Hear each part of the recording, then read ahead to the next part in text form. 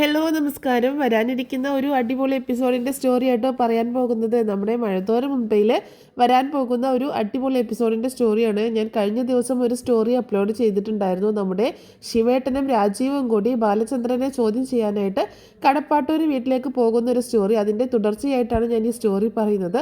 ആ സ്റ്റോറി കേൾക്കാത്തവർക്ക് അതിൻ്റെ ലിങ്ക് ഞാനിവിടെ ഇതിൻ്റെ ലാസ്റ്റ് എൻഡിൽ കൊടുക്കാം കേട്ടോ, അല്ലെങ്കിൽ ഡിസ്ക്രിപ്ഷനിൽ കൊടുക്കാം അതിൻ്റെ ലിങ്ക്. അപ്പോൾ എല്ലാവരും ആ സ്റ്റോറി ഒന്ന് കേൾക്കുക. അതിനുശേഷം ഇത് ഈ സ്റ്റോറി കേൾക്കുമ്പോഴായിരിക്കും കൂടുതലും മനസ്സിലാക്കാനായിട്ട് പറ്റുക. പിന്നെ ഞാൻ ഈ പറയുന്നത് നോവലിനെ ബേസ് ചെയ്തിട്ടുള്ളൊരു സ്റ്റോറി ആട്ടോ. ശരിക്കും ബാലചന്ദ്രൻ വൈജയെക്കുറിച്ചുള്ള സത്യങ്ങളൊക്കെ അറിയുന്ന സമയത്ത് നീലഗിരിയിലേക്ക് പോകുന്ന ഒരു സീനൊന്നും ശരിക്കും നോവലിലില്ല. ബാലചന്ദ്രൻ ശിവേട്ടനോടാണ് ഇതിനെപ്പറ്റി സംസാരിക്കുന്നത് കേട്ടോ. ശിവേട്ടനെ രാജീവേട്ടനെയൊക്കെ വിളിച്ചു വരുത്തിയിട്ടാണ്, എനിക്ക് തോന്നുന്നു ഗംഗേട്ടനെ വിളിച്ചു വരുത്തുന്നുണ്ടെന്ന്. അങ്ങനെയാണ് ബാലചന്ദ്രനെ ഇവർ വിളിച്ചു വരുത്തി ചോദിക്കുമ്പോൾ ബാലചന്ദ്രൻ എല്ലാ സത്യങ്ങളും തുറന്ന് അവരോട് ചോദിക്കുകയും വളരെയധികം ദേഷ്യപ്പെടുകയും ഒക്കെ ചെയ്യുന്ന ഒരു സീനാണ് ശരിക്കും നോവലുണ്ടായിരുന്നത്. സീരിയലായപ്പോൾ അതിൻ്റെ ചെറിയ മാറ്റങ്ങളൊക്കെ വന്നതാണ്. അപ്പോൾ എന്താണെങ്കിലും ആ നോവലിനെ ബേസ് ചെയ്തിട്ടുള്ള ഒരു സ്റ്റോറി ആട്ടോ ഞാൻ പറയുന്നത്. അപ്പോൾ എല്ലാവരും സ്റ്റോറി മുഴുവനായിട്ട് കേൾക്കാൻ സപ്പോർട്ട് ചെയ്യുക. നമ്മുടെ ചാനൽ ആദ്യമായിട്ട് കാണുന്നവരാണെങ്കിൽ ഒന്ന് സബ്സ്ക്രൈബ് ചെയ്യുക. അതുപോലെ വീഡിയോ ഒന്ന് ലൈക്ക് ചെയ്യാനും ഹൈപ്പ് ചെയ്യാനും മറക്കരുത് കേട്ടോ. അങ്ങനെ ബാലചന്ദ്രൻ്റെ ഈ ചോദ്യങ്ങളൊക്കെ കേട്ട് ആകെ പകച്ച് പണ്ടാരടങ്ങി നിൽക്കുകയാണ് നമ്മുടെ രാജീവും അതുപോലെ ശിവേട്ടനും. എന്ത് മറുപടി പറയണം എന്ന് പോലും അവർക്ക് രണ്ടുപേർക്കും അറിയില്ല കേട്ടോ. നാവൊക്കെ ഇറങ്ങിപ്പോയ ഒരു അവസ്ഥയിലാണ്. ബാലചന്ദ്രൻ തകർത്താടുതന്നെയാണ് ചെയ്യുന്നത് കേട്ടോ. അവരുടെ മുന്നിൽ ശിവേട്ടനൊന്നും വാ തുറക്കാനുള്ളൊരു ഗ്യാപ്പ് കൊടുക്കുന്നില്ല ബാലചന്ദ്രൻ പറയുന്നുണ്ട്, നിങ്ങളുടെ പെങ്ങളെ ഒരു വിഴുപ്പ് ഭാണ്ഡമായിട്ട് എൻ്റെ തലയിൽ കെട്ടി വെച്ചതല്ലേ നിങ്ങൾ? അവൾ കണ്ടവൻ്റെ കൂടെ അഴിഞ്ഞാടി ഒരു കൊച്ചിനെ പ്രസവിച്ചിട്ട് അതിനെ കൊന്നു കളഞ്ഞില്ലേ നിങ്ങളെല്ലാവരും കൂടി? എന്നിട്ട് നിങ്ങൾ അവളെ എൻ്റെ തലയിൽ കെട്ടിവെച്ചു. ഞാൻ കരുതി എൻ്റെ പണവും പത്രാസും കണ്ടിട്ടാണ് നിങ്ങളെനിക്ക് നിങ്ങളുടെ പെങ്ങളെ വിവാഹം ചെയ്തു തന്നത്. നിങ്ങളുടെ മനസ്സൊക്കെ മാറിയിട്ടുണ്ടാകും എന്നൊക്കെ കരുതി. ശിവേട്ട, ഞാൻ നിങ്ങളെ ഏറ്റവും കൂടുതൽ ബഹുമാനിച്ചിരുന്ന ഒരാളാണ്. എനിക്ക് നിങ്ങളോടൊരു പ്രത്യേക സ്നേഹമായിരുന്നു. കാരണം എനിക്ക് കൂടുതൽ പരിഗണന നൽകിയിട്ടുള്ളത് ശിവേട്ടനായിരുന്നു. അതുകൊണ്ട് ആ ഒരു സ്നേഹം എന്നും എനിക്കുണ്ടായിരുന്നു. പക്ഷേ എല്ലാം നിങ്ങൾ കൊണ്ടുപോയി കളഞ്ഞില്ലേ? നിങ്ങൾ എന്നെ ചതിക്കുകയായിരുന്നു. എല്ലാവരും ചേർന്ന് ഒരു കുടുംബം മുഴുവനായിട്ടും എന്നെ പറ്റിക്കുകയായിരുന്നു എന്നൊക്കെ പറഞ്ഞ് ഒരുപാട് ഷൗട്ട് ചെയ്ത് ഇങ്ങനെ സംസാരിക്കുകയാണ്. ശിവേട്ടൻ പിന്നീട് ഇങ്ങനെ അവനെ ബാലചന്ദ്രനെ ഒന്ന് തണുപ്പിക്കാൻ ശ്രമിക്കുന്നുണ്ടെങ്കിലും അതൊന്നും ഏൽക്കുന്നില്ല.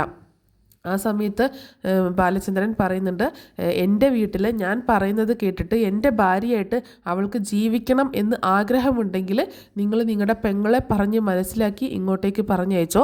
അല്ലാതെ എന്നെ ഭരിക്കാനോ എൻ്റെ വീട്ടിൽ എന്നെ മാറ്റാനോ ഞാൻ പറയുന്ന കാര്യങ്ങൾക്ക് അപ്പുറം കടക്കാനോ ആയിട്ട് ഇങ്ങോട്ടേക്ക് ആരും വരെയും വേണ്ട, ആരെയും പറഞ്ഞയക്കുകയും വേണ്ട എന്ന് തന്നെ പറയാട്ടോ. അപ്പോൾ രാജീവ് പറയുന്നുണ്ട്, രാജീവിനൊന്നും പിന്നെ വോയിസ് ഇല്ല കേട്ടോ, എന്ത് ഇനി പറയണം എന്നൊന്നുമില്ല. രാജീവ് പറയുന്നുണ്ട്, ബാലചന്ദ്ര താൻ എന്തൊക്കെയായി പറയണത്? തനിക്ക് ഒരു കുടുംബമല്ലേ, തൻ്റെ കുടുംബം മക്കളില്ലേ? ആ മക്കൾക്ക് അച്ഛനെ മാത്രം പോരല്ലോ, അല്ലെങ്കിൽ അമ്മയെ മാത്രം പോരല്ലോ, അച്ഛനെയും അമ്മയും രണ്ടുപേരെയും വേണ്ടേ? രണ്ട് പെൺമക്കളല്ലേ വളർന്നു വരുന്നത്? എന്തെല്ലാം കാര്യങ്ങൾ കഴിയാൻ കിടക്കുന്നു എന്നൊക്കെ പറയുമ്പോൾ ഈ ചിന്ത എനിക്ക് ഉള്ളത് കൊണ്ടാണ് നിങ്ങളുടെ പെങ്ങൾ ഇന്നും ഇവിടെ ജീവിക്കുന്നത്, ഇവിടെ ജീവിക്കാൻ ഞാൻ അനുവദിക്കുന്നത്. ആ ഒരു ചിന്ത എന്നിൽ ഇല്ലാതാക്കാനായിട്ട് നിങ്ങൾ ആരും ശ്രമിക്കുകയും വേണ്ട. നിങ്ങളെ പെങ്ങളോടൊന്ന് പറഞ്ഞ് മനസ്സിലാക്കുക. ആ ഒരു ചിന്ത എനിക്കുള്ളത് കൊണ്ടാണ് അവൾ ഇവിടെ ഇപ്പോഴും ജീവനോടെ ഇരിക്കുന്നത്. അല്ലാന്നുണ്ടെങ്കിൽ ഇതായിരിക്കില്ല ഇവിടെ ഉണ്ടാവേണ്ടിയിരുന്നത് എന്ന് പറയാണ്. അപ്പോൾ അപ്പോഴും അടഞ്ഞു പോകട്ടെ, ഒന്നും സംസാരിക്കാനില്ലാണ്ടേ. അപ്പോൾ ശിവേട്ടൻ പറയുന്നുണ്ട്, ബാലചന്ദ്ര എനിക്ക് മനസ്സിലാവുന്നുണ്ട്, നിൻ്റെ വിഷമം എനിക്ക് മനസ്സിലാവുന്നുണ്ട്. പക്ഷേ എന്ത് ചെയ്യാനാണ്, അങ്ങനെയൊക്കെ സംഭവിച്ചു പോയി. ഞങ്ങളുടെ മനസ്സറിവ് കൊണ്ടല്ല. ശരിക്കും പറഞ്ഞിട്ടുണ്ടെങ്കിൽ അവളുടെ ജീവിതം ഒന്ന് സേഫ് ആവണം, അതിനു കൂടി വേണ്ടിയിട്ടാണ് ഞങ്ങൾ ഇങ്ങനെയൊക്കെ ചെയ്തത്. ബാലചന്ദ്രനെ ഞങ്ങൾക്ക് കുഞ്ഞിലേ അറിയാവുന്നതാണല്ലോ. നിനക്കാണെങ്കിൽ അവളോട് ഒരുപാട് ഇഷ്ടമായിരുന്നു. ആ ഇഷ്ടവും സ്നേഹമൊക്കെ നിങ്ങൾ മുതലെടുത്തു അല്ലേ എന്ന് പറയാണ് ബാലചന്ദ്രൻ. അങ്ങനെയല്ല ബാലചന്ദ്ര, അവൾക്കൊരു തെറ്റ് പറ്റിപ്പോയി, ശരിയാണ് എന്ന് കരുതി ഞങ്ങൾക്ക് അവളെ കൊന്നു കളയാനൊന്നും പറ്റത്തില്ലല്ലോ. അതുകൊണ്ട് അവൾക്കൊരു സപ്പോർട്ടായിട്ട് ഞങ്ങൾ കൂടെ നിൽക്കുകയാണ് ചെയ്തത്. തെറ്റിനെ ന്യായീകരിക്കല്ല അവൾ ചെയ്തത്, ഏറ്റവും വലിയ തെറ്റ് തന്നെയാണ് എന്നൊക്കെ പറയുന്നുണ്ട് കേട്ടോ. അപ്പോൾ ബാലചന്ദ്രൻ പറയുന്നുണ്ട്, അല്ല നിങ്ങളുടെ പെങ്ങളെ ചെയ്തത് വലിയ പുണ്യ കാര്യമല്ലേ, കൊട്ടിഘോഷിക്ക് എന്നൊക്കെ പറയുമ്പോൾ ശരിയാണ് ബാലചന്ദ്രൻ പറയുന്നത്. അവളുടെ ഭാഗത്ത് തന്നെയാണ് 100% തെറ്റ്. ഇപ്പോൾ ഞങ്ങൾക്കത് മനസ്സിലാവുന്നുണ്ട്. പക്ഷേ അതും അലീനയും തമ്മിൽ എന്താണ് ബന്ധം? അലീനയെ എന്തിനാണ് ആ ഒരു പേരും പറഞ്ഞ് ഇവിടെ പിടിച്ചു വച്ചേക്കുന്നത് എന്ന് ചോദിക്കട്ടോ. നിങ്ങൾ എന്താ കരുതിയേക്കുന്നത്? അലീന ആരാണെന്ന് വെച്ചിട്ടാണ് നിങ്ങൾ ഈ സംസാരിക്കുന്നത് എന്ന് ചോദിക്കുക കേട്ടോ. അപ്പോൾ അലീന ആരാണ്? അച്ഛൻ ഇവിടേക്ക് കൂട്ടിക്കൊണ്ടുവന്ന വെറും ഒരു ഹോം നേഴ്സ് അല്ലേ അമ്മയെ നോക്കാനായിട്ട് എന്ന് പറയാണ് ശിവേട്ടൻ. ആ സമയത്ത് ബാലചന്ദ്രൻ പറയുന്നുണ്ട്, നിങ്ങളുടെ അച്ഛനെ വല്ലാത്തൊരു മനുഷ്യൻ തന്നെയാണ്. നിങ്ങളുടെ അച്ഛൻ ഭയങ്കര സൂത്രശാലിയാണ്. അത്രയും സൂത്രശാലിയായിട്ടുള്ള ഒരാളും ആ വീട്ടിലില്ല. അത്രയും കണ്ണിങ് ആയിട്ടുള്ള ഒരു മനുഷ്യൻ നിങ്ങളുടെ കൈതക്കൽ മാളിക വീട്ടിലില്ല കേട്ടോ എന്ന് പറയാണ്. അതെന്താ ബാലചന്ദ്ര നീ അങ്ങനെ പറഞ്ഞത് എന്ന് ചോദിക്കാണ് ശിവേട്ടൻ. അതായത് നിങ്ങളുടെ അച്ഛൻ ആരും അറിയാതെ ആ ഒരു കുഞ്ഞിനെ കൊണ്ടുപോയി ഒരു ഓർഫനേജിൽ ഏൽപ്പിച്ചു. എന്നിട്ട് സ്വന്തം മകളോട് ആ കുഞ്ഞ് മരിച്ചു പോയെന്ന് പറഞ്ഞു.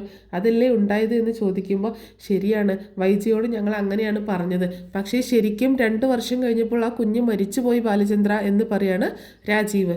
അത് 2 വർഷം കഴിഞ്ഞപ്പോൾ ആ കുഞ്ഞ് മരിച്ചുപോയി. ആര് പറഞ്ഞു നിങ്ങളോട് 2 വർഷം കഴിഞ്ഞപ്പോൾ ആ കുഞ്ഞ് മരിച്ചു പോയെന്ന് എന്ന് ചോദിക്കുകയാണ്. അച്ഛനും രാവണ്യമ്മയും പറഞ്ഞു 2 വർഷം കഴിഞ്ഞപ്പോൾ ആ കുഞ്ഞിന് എന്തോ അസുഖം വന്ന് മരിച്ചുപോയി എന്നാണ്. അതെ, ഭയങ്കര സൂത്രശാലികളാണ് നിങ്ങളുടെ അച്ഛനും നിങ്ങളുടെ രാവണ്യമ്മാവനും. 2 പേരും ഇപ്പോൾ ജീവനോട് ഇരിപ്പില്ലല്ലോ. അവരെന്താണ് ചെയ്തത് എന്നറിയാനായിട്ട് നിങ്ങൾ മക്കളെ വരെയും അവർ പറ്റിക്കുകയാണ് ചെയ്തത്. എന്താ ബാലചന്ദ്ര താൻ ഈ പറയുന്നതെന്ന് ചോദിക്കുമ്പോൾ, ആ കുഞ്ഞ് ഇന്നും ജീവനോടെ ഇരിപ്പുണ്ട്, ഒരു മിടുക്കി പെൺകുട്ടിയായിട്ട് എന്ന് പറയാട്ടോ. താൻ എന്താ ബാലചന്ദ്ര ഈ പറയുന്നത്? താൻ ഇതൊക്കെ എന്തൊക്കെയാണ് വിളിച്ചു പോകുന്നത്? ആ കുഞ്ഞ് മരിച്ചു പോയി ബാലചന്ദ്ര എന്ന് പറയുമ്പോൾ അത് നിങ്ങളെ വിശ്വസിപ്പിച്ച കാര്യമല്ലേ? എന്നാൽ കേട്ടോ, യഥാർത്ഥത്തിൽ ആ കുഞ്ഞിനെ ഒരു ഓർഫനേജിൽ, ആ കൊടുത്ത ഓർഫനേജിൽ തന്നെ വളർത്താൻ ഏൽപ്പിച്ചിരിക്കുകയായിരുന്നു നിങ്ങളുടെ അച്ഛനും അമ്മാവനും. അത് കേട്ടിട്ട് ശിവേട്ടനും രാജീവനും ആകെ ഷോക്കാവുന്നുണ്ട് കേട്ടോ. താൻ എന്തൊക്കെയാണ് ബാലചന്ദ്ര ഈ പറയുന്നത് എന്ന് ചോദിക്കുമ്പോൾ, അതെ, ഞാൻ പറഞ്ഞത് സത്യമാണ്. ആ കുഞ്ഞിനെ അവിടെ വളർത്തുകയായിരുന്നു. ആ അനാഥാലയത്തിന് അവിടെ ചാരിറ്റി എന്ന പേരിൽ കുറേ പൈസയും അതുപോലെ സഹായങ്ങളൊക്കെ നിങ്ങളുടെ അച്ഛൻ കൊടുത്തു പോന്നു.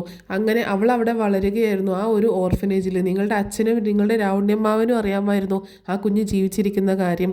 ഇപ്പോൾ ആ കുഞ്ഞ് വളർന്നു 22 വയസ്സുള്ള ഒരു പെൺകുട്ടിയായിട്ട് നമ്മുടെയൊക്കെ മുന്നിൽ ഇങ്ങനെ നിൽക്കുന്നുണ്ട് എന്ന് പറയാട്ടോ. എൻ്റെ ബാലചന്ദ്ര, താൻ വെറുതെ ഓരോന്ന് കൂട്ടി പറയാതെ ആ കുഞ്ഞ് അന്ന് മരിച്ചുപോയി എന്ന് പറയുമ്പോൾ, എന്നാൽ നിങ്ങൾ കേട്ടോ, നിങ്ങൾ മരിച്ചുപോയി എന്ന് പറയുന്ന ആ കുഞ്ഞാണ് ഇന്ന് നിങ്ങളുടെയൊക്കെ മുന്നിൽ വളർന്ന് നിൽക്കുന്ന അലീന എന്ന് പറയണം. അത് കേട്ടതും അവരാകെ ഷോക്കായി പോവാട്ടോ. എന്തായി കേൾക്കുന്നത്? അലീന വൈജിയുടെ മകളാണെന്നോ? ആകെ ഷോക്കായിട്ട് നിൽക്കണേ. ബാലചന്ദ്ര, താൻ എന്തൊക്കെയായി പറയുന്നത്? വെറുതെ ഓരോന്ന് വിളിച്ച് പറയരുത് കേട്ടോ എന്നൊക്കെ പറയുമ്പോൾ, വെറുതെ അല്ല, എല്ലാ തെളിവുകളോടും കൂടിയിട്ടാണ് ഞാൻ വിളിച്ച് പറയുന്നത്. ഞാൻ പറഞ്ഞല്ലോ, നിങ്ങൾ വിശ്വാസമില്ലെങ്കിൽ നിങ്ങൾ ഗംഗേട്ടനെ വിളിക്കുകയും, ഞാൻ ഗംഗേട്ടൻ്റെ അടുത്തേക്കാണ് ഈ വിവരം അറിഞ്ഞ ഉടനെ ആദ്യമായിട്ട് ചെന്നത്. നിങ്ങളൊന്നും ഇവിടെ നാട്ടിലില്ലല്ലോ, ഞാൻ നീലഗിരിയിലായിരുന്നു. വിളിച്ച് അന്വേഷിക്കുക. ഗംഗേട്ടൻ ഇവിടെ വന്നിട്ട് സ്വന്തം പെങ്ങളെ നന്നാക്കാനാണ് നോക്കിയത്. എന്നോട് എന്തെങ്കിലും എതിർത്ത് സംസാരിച്ചോ? ഇല്ല. കാരണം എൻ്റെ ഭാഗത്ത് ന്യായവും നീതിയും ഉണ്ടെന്ന് നിങ്ങളുടെ ഗംഗേട്ടൻ അറിയാമായിരുന്നു എന്ന് പറയട്ടോ. അപ്പോൾ ഇവരാണെങ്കിൽ ആ ഷോക്കിൽ ഇങ്ങനെ നിൽക്കുകയാണ്. ഞാൻ നീലഗിരിയിൽ പോയി എല്ലാ സത്യങ്ങളും അറിഞ്ഞതിന് ശേഷമാണ് ഞാൻ തിരിച്ചെത്തിയത്. ശരിക്കും പറഞ്ഞാൽ ഞാൻ തിരിച്ചെത്തിയ ദിവസം നിങ്ങളുടെ പെങ്ങൾ ഈ വീട്ടിലുണ്ടായിരുന്നെങ്കിൽ അന്ന് നിങ്ങളുടെ പെങ്ങളുടെ ഡെഡ് ബോഡി വീട്ടിൽ വീണേനെ. പകരം എനിക്ക് ഹാർട്ട് അറ്റാക്കാണ് ഉണ്ടായത്. എന്നെ രക്ഷിക്കാൻ പോലും നിങ്ങൾ പെങ്ങളെ പ്രസവിച്ച് ഉപേക്ഷിച്ച് കളഞ്ഞ ആ പെൺകുട്ടി വേണ്ടി വന്നു എന്ന് പറയണം. അപ്പോൾ ഇതൊക്കെ കേട്ടിട്ട് ഇവരാകെ ഷോക്കായിട്ട് അങ്ങനെ നിൽക്കുകയാണ്. ബാലചന്ദ്രൻ വീണ്ടും ഇങ്ങനെ പറയുന്നുണ്ട്, ഇനി നിങ്ങൾ പറ, ഞാൻ എന്താണ് വേണ്ടത്? ആ പെണ്ണിനെ ഞാൻ എന്ത് ചെയ്യണം? കൊല്ലണോ? തല്ലി ഇവിടെ നിന്ന് പറഞ്ഞയക്കണോ? അതോ എന്താണ് ചെയ്യേണ്ടത്? ശരിക്കും അവളെ വെറുക്കേണ്ടവൾ ഞാനാണ്. ആ പെൺകുട്ടിയെ, വൈജ പ്രസവിച്ച ആ പെൺകുട്ടിയെ വെറുക്കേണ്ടത് ഞാനാണ്. അവളെ ഈ വീട്ടിൽ നിന്ന് അതറിഞ്ഞ നിമിഷം ഇറക്കി വിടേണ്ടത് ഞാനാണ്. പക്ഷേ ഞാനത് ചെയ്തില്ല. എന്തുകൊണ്ട്? എനിക്ക് അവളിലെ നന്മ കണ്ടതുകൊണ്ട്. ആ പെൺകുട്ടി അത്രയും പാവപ്പെട്ട് ഒരുപാട് കഷ്ടപ്പാട് സഹിച്ച് എല്ലാം ത്യാഗവും സഹിച്ച് അവിടെ നിൽക്കുന്നത് കൊണ്ട് ഞാൻ ആ ഒരു നന്മ, അവളിലുള്ള ആ ഒരു നന്മ ഇഷ്ടപ്പെട്ടത് കൊണ്ടാണ് ഞാൻ അവളെ വിട്ട് കളയാത്തത്. വൈജ പ്രസവിച്ച മകളല്ല അവൾ എനിക്ക് ജനിച്ച മകളാണ്, എൻ്റെ മകളാണ്, അല്ലാതെ വൈജയുടെ മകളല്ല. ഞാൻ കാണുന്നത് അങ്ങനെയാണ് എന്ന് പറയട്ടോ. ഇതെല്ലാം കേട്ട് ആകെ കിളി പോയ മട്ടിൽ അങ്ങനെ നിൽക്കുകയാണ് 2 പേരും. ഇനി നിങ്ങൾ പറ, ഞാൻ അലീനെ എന്ത് ചെയ്യണം? ഇവിടെ നിന്ന് പടിയടിച്ച് പിണ്ടം വെക്കണോ? അതോ വല്ലയിടത്തും കൊണ്ടുപോയി കളയണോ? അല്ലെങ്കിൽ ഇവിടെ നിന്ന് ഇറക്കി വിടാം, എന്നിട്ട് അവൾ എങ്ങോട്ട് പോകും? അവൾ എങ്ങനെ ജീവിക്കും? നിങ്ങൾ അതിനൊരു മറുപടി താ എന്നൊക്കെ പറയണം. ഇതിനൊന്നും മറുപടി ഇല്ലാതെ ഇങ്ങനെ ഇരിക്കുകയാണ് അവർ 2 പേരും കേട്ടോ. ഒന്നും പറയാനില്ല അവർക്ക് 2 പേർക്കും. ഇനി മറ്റൊരു കാര്യം കൂടി ഞാൻ പറയാം. ഈ വിവരം ഉണ്ടല്ലോ, വൈജയുടെ മകളാണ് അലീന എന്നുള്ള സത്യം, അത് ഞാൻ എങ്ങനെ അറിഞ്ഞു എന്നല്ലേ നിങ്ങൾ അന്വേഷിക്കുന്നത്? എന്നോട് ആര് പറഞ്ഞു എന്നൊക്കെയല്ലേ അന്വേഷിക്കുന്നത്? എന്നോട് ആരും പറഞ്ഞതല്ല, ഞാൻ അറിഞ്ഞ ഒരു കാര്യമാണ്. അത് അറിയാനായിട്ട് ഈ വീട്ടിലൊരു സാഹചര്യം ഉണ്ടായി എന്ന് കൂട്ടിക്കോ. പിന്നെ മറ്റൊരു കാര്യം കൂടി ഞാൻ പറയാം. അലീന ഇവിടേക്ക് വന്നത് വെറുതെയല്ല. അവളുടെ അമ്മയെ കാണാനും സഹോദരങ്ങളുടെ കൂടെ ജീവിക്കാനും ഒക്കെ കൊതിച്ച് വന്നവളാണ്. കാര്യം അവൾക്ക് എല്ലാ കാര്യങ്ങളും അവൾക്കറിയാം. അവൾ വന്നിരിക്കുന്നത് അവളുടെ അമ്മയുടെ അടുത്താണ്. അവളുടെ അങ്കിളുമാരാണ്, അവളുടെ അമ്മാവന്മാരാണ് നിങ്ങൾ എന്ന കാര്യം, അവളുടെ സ്വന്തം മുത്തശ്ശിയാണ് പരിചരിക്കുന്നതെന്ന കാര്യം, അവളുടെ സ്വന്തം കൂടപ്പിറപ്പുകളെയാണ് അവൾ നോക്കുന്നത് എന്ന കാര്യം എല്ലാം അവൾക്കറിയാം. എല്ലാം അറിഞ്ഞു വെച്ചുകൊണ്ട് തന്നെയാണ് അലീന ഈ വീട്ടിലേക്ക് വന്ന് കയറിയത് എന്നിങ്ങനെ പറയാട്ടോ. അപ്പോൾ ഇതെല്ലാം കൂടി കേട്ട് ഇനി ഒന്നും പറയാനില്ലാത്തൊരവസ്ഥയിൽ നിൽക്കുകയാണ്. എന്നിട്ട് ബാലചന്ദ്രൻ പറയുന്നുണ്ട്, ഇനി എനിക്ക് കൂടുതലൊന്നും പറയാനില്ല. നിങ്ങൾക്ക് എന്തെങ്കിലും പറയാനുണ്ടെങ്കിൽ പറയാം, പോകാം. ഇനി നിങ്ങൾ പറ, അലീനയെ ഞാൻ പറഞ്ഞയക്കണോ വേണ്ടയോ എന്നുള്ളത്. നിങ്ങൾ ഇനി പറയുന്ന കാര്യം ഞാൻ ചെയ്തോളാം. പക്ഷേ അലീനയെ ഇവിടെ നിന്ന് ഞാൻ പറഞ്ഞയക്കുകയാണെങ്കിൽ, എപ്പോഴും ഞാൻ പറയുന്നു, അലീന ഈ വീട്ടിൽ നിന്ന് പോവുകയാണെങ്കിൽ ഞാനും കൂടി പോകും എന്ന് തന്നെ പറയാട്ടോ ബാലചന്ദ്രൻ. അപ്പോൾ ഒന്നും പറയാനില്ലാത്തതുപോലെ, ഒന്നും പറയാനില്ല രണ്ടുപേർക്കും. അങ്ങനെ രണ്ടുപേരും ആ റൂമിൽ നിന്ന് ഇറങ്ങി ഇങ്ങനെ പോരുകയാണ്. ഇറങ്ങി തല കുനിച്ചിട്ടാണ് ഇറങ്ങിപ്പോരുന്നത്. ഇറങ്ങിപ്പോരുന്ന സമയത്ത് വീണ്ടും ബാലചന്ദ്രനെ അവർ നോക്കുമ്പോൾ ബാലചന്ദ്രൻ ഒരു അവരെ ശ്രദ്ധിക്കാതെ മാറി പുറത്തേക്ക് ജനലിലൂടെ പുറത്തേക്ക് നോക്കി അങ്ങനെ നിൽക്കുകയാണ്. അങ്ങനെ അവർ രണ്ടുപേരും കൂടെ ഒന്നും സംസാരിക്കാനൊന്നുമില്ല, അങ്ങനെ താഴേക്ക് ഇറങ്ങി വരികയാണ്. താഴേക്ക് ഇറങ്ങി വരുന്ന സമയത്ത് നമ്മുടെ ബബിതയും അതുപോലെ കൃഷ്ണയും രോഹിത്തും മനു ഒക്കെ അവിടെ ഉണ്ട്. അലീനയും അവിടെ ഉണ്ട് കേട്ടോ. അപ്പോൾ അലീനയാണെങ്കിൽ ഇവർക്ക് കുടിക്കാനുള്ള ജ്യൂസും ഒക്കെ തയ്യാറാക്കി ഡൈനിങ് ടേബിളിൽ കൊണ്ടുവന്ന് വെച്ചിട്ടുണ്ട്. അപ്പോൾ ഇവർ താഴേക്ക് ഇറങ്ങി വരുന്ന സമയത്ത് മനു ചോദിക്കുന്നുണ്ട്, എന്തായി അങ്കിളെ, എന്തായി അച്ഛനും കൊച്ചച്ഛനും സംസാരിച്ചിട്ട് അങ്കിൾ എന്ത് പറഞ്ഞു എന്ന് ചോദിക്കുകയാണ്. അപ്പോൾ ഇവർക്ക് മറുപടി ഒന്നുമില്ല കേട്ടോ. അപ്പോൾ ഇവർ ബബിതയും കൃഷ്ണയും രോഹിത്തിനെയും ഇങ്ങനെ നോക്കുമ്പോൾ അവരും ചോദിക്കുന്നുണ്ട്, എന്തായി അങ്കിളെ, സംസാരിച്ചോ, അച്ഛൻ എന്ത് പറഞ്ഞു, അലീനയെ പറഞ്ഞയക്കാമെന്ന് സമ്മതിച്ചോ എന്നൊക്കെ ഇങ്ങനെ ചോദിക്കുകയാണ്. അപ്പോൾ അലീനയും ഇത് കേട്ടോണ്ട് ഇങ്ങനെ നിൽക്കട്ടോ. അപ്പോൾ ശിവേട്ടനാണെങ്കിൽ അലീനയുടെ മുഖത്തേക്ക് ഇങ്ങനെ നോക്കുമ്പോൾ ഇങ്ങനെ നോക്കട്ടോ. പക്ഷേ ഇത്രയും നല്ല ദേഷ്യത്തിലാണ് വന്നത്. പക്ഷേ അലീന വൈച്ചിയുടെ മകളാണെന്നുള്ള ഒരു സത്യം തിരിച്ചറിഞ്ഞിട്ട് അലീനയെ കാണുമ്പോൾ ഉണ്ടല്ലോ, അയാൾക്ക് ഒരു പാവം തോന്നും കേട്ടോ. അലീനയോട് ഒരു സ്നേഹമൊക്കെ തോന്നുകയാണ് ശിവേട്ടന്. രാജീവും അതുപോലെ തന്നെ. രാജീവിന് പക്ഷേ സ്നേഹമായിട്ടല്ല, എന്നാലും ഇത് വൈജയുടെ മകളാണ് എന്നുള്ള സത്യം തിരിച്ചറിഞ്ഞിട്ട് അലീന ഇങ്ങനെ കാണുകയാണ്. പക്ഷേ അലീന വൈജയുടെ മകളാണ് എന്ന് ഒരിക്കലും വൈജയോട് പറയാൻ പറ്റത്തില്ല. കാരണം വൈജയോട് പറഞ്ഞേക്കുന്നത് മരിച്ചുപോയി എന്നുള്ളൊരു കാര്യമാണ്. ഇപ്പോൾ അവൾ ജീവിച്ചിരിപ്പുണ്ട് എന്നറിഞ്ഞു കഴിഞ്ഞാൽ എന്താണെങ്കിലും വൈജ ഈ ആങ്ങളമാരോട് പോരിന് വരും. കാരണം പ്രതിസ്ഥാനത്താവുന്നത് ഈ ആങ്ങളമാരാണ്. ഇപ്പോൾ അച്ഛൻ ജീവിച്ചിരിപ്പില്ലല്ലോ, അച്ഛനും അമ്മാവനും ഇല്ല. ഇനിയിപ്പോൾ പ്രതിസ്ഥാനത്ത് വരാൻ പോകുന്നത് ഈ ആങ്ങളമാരും അമ്മയും മാത്രമാണ്. അതുകൊണ്ട് തന്നെ വൈജിയോടൊന്നും പറയാനും പറ്റത്തില്ല. അപ്പോൾ സംസാരിച്ചു എന്നിങ്ങനെ പറയാണ് ശിവേട്ടൻ. എന്നിട്ട് അച്ഛൻ എന്ത് പറഞ്ഞു, അലീനയെ പറഞ്ഞേക്കാമെന്ന് സമ്മതിച്ചോ എന്ന് ചോദിക്കുമ്പോൾ അപ്പോഴും അലീനയെ ഒന്ന് നോക്കുന്നുണ്ട് കേട്ടോ അവർ. എന്നിട്ട് പറയുന്നുണ്ട്, അതിനൊക്കെ കുറേ തടസ്സങ്ങളുണ്ട്, തൽക്കാലം അലീന ഇവിടെ നിൽക്കട്ടെ. അലീന ഇവിടെ നിൽക്കുന്നത് കൊണ്ട് നിങ്ങൾക്ക് എന്തെങ്കിലും ബുദ്ധിമുട്ടുണ്ടോ എന്ന് ചോദിക്കുമ്പോൾ അമ്മയ്ക്ക് ഇഷ്ടമില്ലെങ്കിൽ അതന്നെ പ്രശ്നമില്ലാതെ വേറൊന്നുമില്ല എന്ന് പറയാട്ടോ. അമ്മയുടെ പ്രശ്നമൊക്കെ ഞാൻ മാറ്റിക്കോളാം, അമ്മയോട് ഞാൻ സംസാരിച്ചോളാം, തൽക്കാലം അലീന ഇവിടെ നിൽക്കട്ടെ, ഇവിടുത്തെ കാര്യങ്ങളൊക്കെ അലീനയല്ലേ നോക്കുന്നത്, എന്നാൽ അവൾ ഇവിടെ നിൽക്കട്ടെ എന്ന് പറയുന്നുണ്ട് കേട്ടോ. അപ്പോൾ എന്നാൽ മനു വാ നമുക്ക് പോകാം എന്ന് പറയുമ്പോൾ മനു പറയുന്നുണ്ട്, അങ്കിളെ ഇതേ അലീന നിങ്ങൾക്ക് ഉണ്ടാക്കി കൊണ്ടുവന്നതാണ്, ജ്യൂസും സ്നാക്സൊക്കെ ഒന്നും കഴിച്ചില്ലല്ലോ എന്ന് പറയാട്ടോ. അപ്പോൾ അലീനയെ അങ്ങനെ നോക്കുകയാണ് ശിവേട്ടനും രാജീവും കൂടെ കേട്ടോ. അപ്പോൾ അലീന ഒന്നും മിണ്ടുന്നില്ലല്ലോ. അങ്ങനെ അവർ ഇനിയിപ്പോൾ വേണ്ട കഴിക്കുന്നില്ല എന്ന് പറയുമ്പോൾ അങ്കിളെ അവൾ ഈ കഷ്ടപ്പെട്ട് നിങ്ങൾക്ക് വേണ്ടിയിട്ട് ഉണ്ടാക്കി കൊണ്ടുവന്ന് വെച്ചതാണ്, അത് കഴിക്കാതെ പോയിട്ടുണ്ടെങ്കിൽ അത് മോശമല്ലേ എന്ന് പറയുന്നുണ്ട്. അങ്ങനെ ശിവേട്ടനും രാജീവും കൂടെ ചെന്നിരുന്ന് ആ ജ്യൂസ് എടുത്ത് കുടിക്കുന്നുണ്ട് കേട്ടോ. അപ്പോഴും അവർ അലീനയെ നോക്കുന്നു എന്നല്ലാതെ, ഇടയ്ക്ക് നോക്കുന്നതല്ലാതെ ഒന്നും സംസാരിക്കുകയൊന്നും ചെയ്യുന്നില്ല. അങ്ങനെ അവരവിടെ തിരിച്ചു പോവുകയാണ്. അപ്പോൾ അലീനയ്ക്കാണെങ്കിൽ എന്താ അവിടെ നടന്നത് എന്ന് അറിയാഞ്ഞിട്ട് വല്ലാത്തൊരു വിമ്മിഷ്ടമുണ്ട് കേട്ടോ. അങ്ങനെ അവർ പോയതിന് ശേഷം അലീന ബാലചന്ദ്രൻ്റെ അടുത്തേക്ക് ചെല്ലുന്നുണ്ട്. എന്നിട്ട് ചോദിക്കുന്നുണ്ട്, അച്ഛാന്ന് വിളിക്കുകയാണ്. അച്ഛാന്ന് വിളിക്കുന്ന സമയത്ത് ബാലചന്ദ്രൻ ചോദിക്കുന്നുണ്ട്, അവരൊക്കെ പോയോ മോളെ എന്ന് ചോദിക്കുമ്പോൾ അവരൊക്കെ പോയി, എന്നെ കൊല്ലാനുള്ള ദേഷ്യം കൊണ്ടാണല്ലോ വന്നത്, ഇവിടെ വന്നിട്ട് എന്താ സംഭവിച്ചത് എന്ന് ചോദിക്കുമ്പോൾ എന്ത് സംഭവിക്കാനാണ്, ഉള്ള കാര്യങ്ങൾ ഞാനായിട്ട് വിളമ്പി കൊടുത്തു, എന്നെ ഇങ്ങനെ ഒരു കോമാളിയാക്കി വെച്ചതായിരുന്നില്ലേ, അതൊക്കെ ഞാനായിട്ട് വിളമ്പി എന്ന് പറയട്ടെ. അച്ഛൻ എല്ലാ കാര്യങ്ങളും തുറന്നു പറഞ്ഞു ചോദിക്കുമ്പോൾ അല്ലാതെ വേറെ വഴി ഉണ്ടായിരുന്നില്ല മോളെ എന്ന് പറയണം. എന്നിട്ട് എന്നെക്കുറിച്ച് പറഞ്ഞു ചോദിക്കുമ്പോൾ നിന്നെക്കുറിച്ച് പറയാതെ പിന്നെ വീണ്ടും നിന്നെയാണ് ഇതൊക്കെ സംഭവങ്ങളൊക്കെ ഉണ്ടായെങ്കിലും നിന്നെ ഇറക്കി വിട്ടൂടെ എന്നാണ് വീണ്ടും അവർ ചോദിക്കുന്നത്. അപ്പോൾ എനിക്ക് നിന്നെക്കുറിച്ചും പറയേണ്ടി വന്നു. അപ്പോൾ ഇനി അവർ പോയിട്ട് അമ്മയോട് എല്ലാ കാര്യങ്ങളും പറയില്ലേന്ന് ചോദിക്കുമ്പോൾ ഇല്ല, എങ്ങാനും വൈജിയോട് അവർ പറഞ്ഞിട്ടുണ്ടെങ്കിൽ അവർ തന്നെ പ്രതിസ്ഥാനത്ത് വരും, അതുകൊണ്ട് ഒരിക്കലും അവർ അക്കാര്യം വൈജിയോട് പറയാൻ പോകുന്നില്ല എന്ന് പറയാണ്. പക്ഷേ വൈജ ഇങ്ങോട്ടേക്ക് തന്നെ തിരിച്ചു വരും, വൈജ എവിടേക്കും പോകത്തില്ല എന്ന് തന്നെ പറയുന്നുണ്ട് കേട്ടോ. അങ്ങനെ വൈജയന്തി പക്ഷേ അമ്മയെ കൊണ്ടാക്കി വിട്ടിട്ട് പിറ്റേ ദിവസം തന്നെ തിരിച്ചു വരുന്നുണ്ട് കേട്ടോ. അങ്ങനെ ഇവിടെ തന്നെയാണ് താമസിക്കുന്നത്. പക്ഷേ ഇവർ സംസാരിക്കാൻ വരുന്ന സമയത്ത് വൈജ കൊല്ലപ്പള്ളിയിലായിരിക്കും ഉണ്ടാവുക. വൈജയെ അങ്ങോട്ട് വിളിച്ചു വരുത്തിയിട്ട് അവിടെ നിന്നാണ് സംസാരിക്കുന്നതും പിന്നീട് ബാലചന്ദ്രനോട് സംസാരിക്കാനായിട്ട് രാജീവും ശിവനും മനുവും കൂടെ കടപ്പാട്ടൂരിലേക്ക് പോകുന്നതും.